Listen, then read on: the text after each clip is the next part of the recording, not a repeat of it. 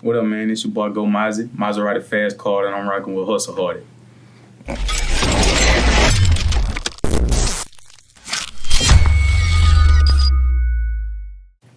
Okay. We're here with rapper GeauxMozzi. How about you start off by telling us a little bit about yourself? First off, my name is GeauxMozzi. You know, I'm from Shreveport, Louisiana. I started rapping when I was like 8. But I really wasn't taking it serious when I was 8. I started taking it serious when I was like 15. And that's when I really started just going in and, you know what I'm saying, put my all into it. You know? And I originated on Hall Street in Lakeside. That's where I was born and raised. Okay. So when did you start taking rap really serious? Like, this is something that you're gonna put your whole life into? When I was 15, I wanted, because I actually looked at it like, and I actually listened to myself.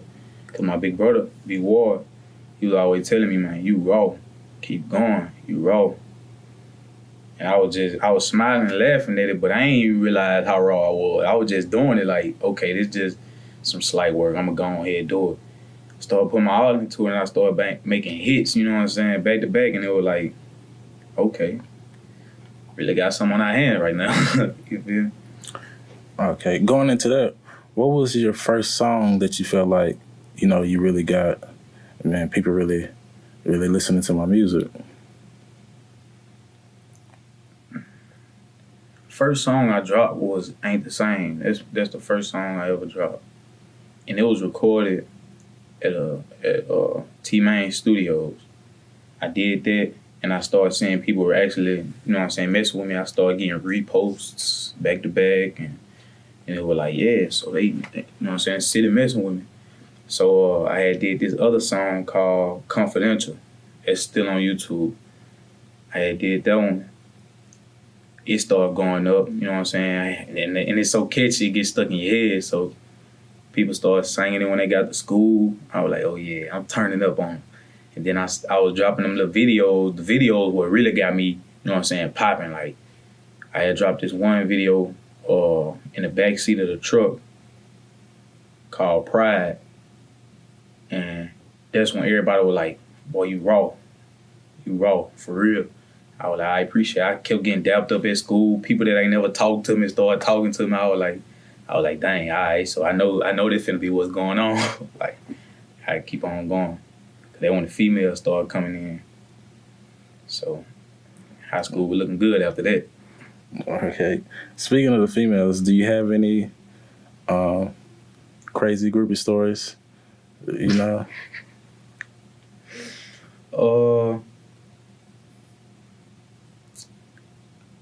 I got a few, but like, I'm already know they go watch the little video and be like, ooh, I know he talking about me. Everything. I mean, it's a few of them that hit me up and talking crazy, and at like 2 o'clock in the morning. I ain't gonna say, you know what I'm saying, everything that they were talking about and all that, but yeah, I done got some text messages and some calls that was turned up. Okay. Going into something, I know you talking about the love that you got on your music. Do you get any negative feedback on your music also? And how do you handle it? I mean, you really can't do nothing but laugh, cause like everybody got an opinion on everything. Like, you really can't. I mean, you can't just get mad at them. I mean, cause it's a few people that I didn't listen to and I said they were trash. But at the end of the day, your music can be for this type of person, but it ain't for this type of person. You feel me? Like, certain music ain't for everybody. Okay. Okay. So let's start. Let's go into how did you get linked up with Black Balloon Global? Now this should be the realest story ever told. When I dropped Confidential, a dude, a local rapper in the city. Well, he ain't no local rapper. He turned up for real. Named SODLiMan. He heard it. He was like, "Say, little brother, we got a remix that." He want that hook. So I'm like, "All right, bet. Let's go ahead, go do that." So we ain't never get a chance to do it, but turns out he was messing with Black Balloon, and they started talking. And the first thing he did when he reached Baton Rouge was hop in the car with Vicks and play my song. That's the realest dude that I done ever met, for real. Cause that wouldn't be my first thought to just hop in the car with a star and play somebody else's music. I'm playing my music, I hop in the car with a star. That's understood, and that's what he did. And I got the most respect for him for that. So if he ever need anything from me, he got it. So yeah. And once me and Vic started getting everything loaded and, you know what I'm saying, really just kicking it, he was just teaching me the game. And like them dudes real, like them some real ones. Okay, when was your first time getting linked up with Vicks? My first time getting linked up with Vicks, he came down here and I was at the studio. I was like, I had booked the session. I was like, you can come down here. Cause like, you know what I'm saying, it was my first time meeting him, so I ain't just gonna go down there with them and, you know what I'm saying, I don't know what his vibe is. So he came down here and was in the studio with me. And I was making songs and it was like he taught me the ropes basically just in one session, like certain stuff that I was messing up on and certain stuff that I didn't know, he was teaching me then. And I made like 4 songs though. And the crazy part is, after that session, he shot right back to Baton Rouge, and it was like 2 a.m. So he called me, and the whole way home, he was like, "Man, you raw, go hard. Like you the hardest youngin' out." Okay. So take me into how you got involved with Lil Baby and how that feature came about. All right, so I had shot this video called Scat Pack, and Vicks came down here for that, and we did the video, was turned up with Vaughn, and once we got done recording, he was like, "I'm gonna get that little nigga a feature with Baby," and we just shrugged it off the show like, "All right, whatever." And then we were supposed to go to New Orleans one weekend to go record and shoot some videos, and he called, he was like, "Scratch that. We finna go to Atlanta, Baby in Atlanta right now. We finna go do that feature." I said, "Come again? What you just said?" And he was like, "Tomorrow in the morning, shoot down here. We going straight to Atlanta. We're doing that feature with Baby." And I'm like, I just was stuck. I was like, you know what I'm saying? Like, dang. And then we had went down there the next morning, got on the road, and we was on the way there, you know what I'm saying, just to, I still kind of like in disbelief, but at the same time, like we on the way to Atlanta, so we doing something. Went down there and went to this other studio. It wasn't QC, the first studio we went to. We went to some other dude, and we was just gonna re-record on God. And at the time, it's like, I'm scared, so, you know what I'm saying, I ain't all the way there, so when I'm recording, I'm steady messing up, and I'm like, dang, I'm trying to get it right for Baby get here. Then we were like, Baby text Vicks and was like, pull up the QC.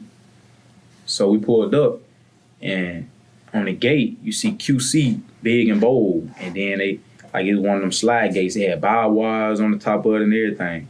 So we slid the gate open, dude with a big old gun, you know what I'm saying, just he the one opened the door. And then closed it back, locked the gate, and we went back there. First thing you see is that big Benz G-Wagon that he got. So pretty in person. Kid, I seen it, I was like, man, this the real deal, dog. Got out the car, his cameras all outside, everything. Real deal. Went in, walked through the door. You see a couple dudes with chains on, ice, couple, you know what I'm saying, things on their hip, and went in the studio with him. But like when I first walked in, I didn't see him. I seen it was 2 models on the couch, and I heard his voice, but I ain't see him. So we walk in the room, and when I turned, it was a window. That's what a recording material was, where he was at. And all you see is him and there to my diamond dancing. I'm like, nigga, that's Baby in there. I was like stuck. Like I'm real deal in here with Lil Baby, bro. I'm in QC. Like that was a life-changing experience and just being there. And went in, he told us to go in the smoke room. We were chilling, and we had Danique and B-Lock with us. And Danique was sitting next to me, and they were like, you scared? And the first thing Danique said, man, this nigga leg over here shaking like a stripper. I'm like, man, come on, man. I'm just trying to collect my thoughts. Like, it's really happening right now. So he came in there and got us. He ain't sent nobody in there to get us. He came in there himself, dapped everybody up, and brought us in the studio. They got like 6 studios in one building. So we went in one of the studios, and I was already scared to record, so Vicks covered for me. He had got the old version and played it and just took out the second verse so Baby can record his. So when Baby went in the booth, he didn't leave out until he finished the whole verse. He stayed in there the whole time until he finished. Came back out, we were listening to it, vibing. And like the whole time I'm just sitting there like, bro, I'm really in here with Baby. I'm trying to keep my composure. You know what I'm saying? I'm nervous, mind racing, like it's really happening. So did that. Dude real humble. I'm talking about real cool dude. Like I'm like me and my partners be talking and just chilling. It's exactly how it was. That man just like one of us. Like, he a real cool dude on everything. Okay. So going into that and that whole experience, where do you see yourself going in the future? And since you got the recognition, where do you see yourself going now? Straight to the top. Okay. So what projects do you have coming up in the future? I'm supposed to be dropping my tape soon called Blue Hearted. I had it for a long time, but we never dropped it.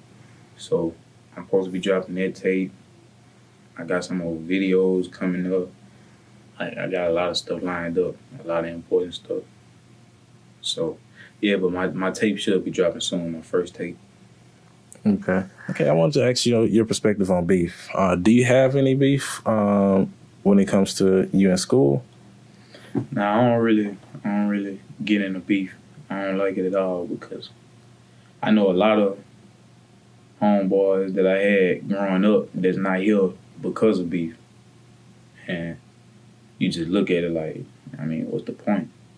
I don't really like seeing other people beef, like, because you rapping, you instead of dissing people in songs, but I'm just worried. Like you just making the situation worse than what it already is. Like I feel like it's easy to just squash it. Okay. How can people who haven't heard of your music or want to hear your music, how can they get in contact with you and how can they hear your music? Through my Instagram, it's GeauxMozzi, spelled GeauxMozzi. That's it. That's my official page. Or you can hit up my big brother. His Instagram is bward_Sosa, BWARD_SOSA. And you can email me or email him or call, if you're trying to link doing the music. And most of my music is on SoundCloud, YouTube, my mixtapes, and Spotify. So, yeah. All right. Thank you for coming out, man. All right. Appreciate it.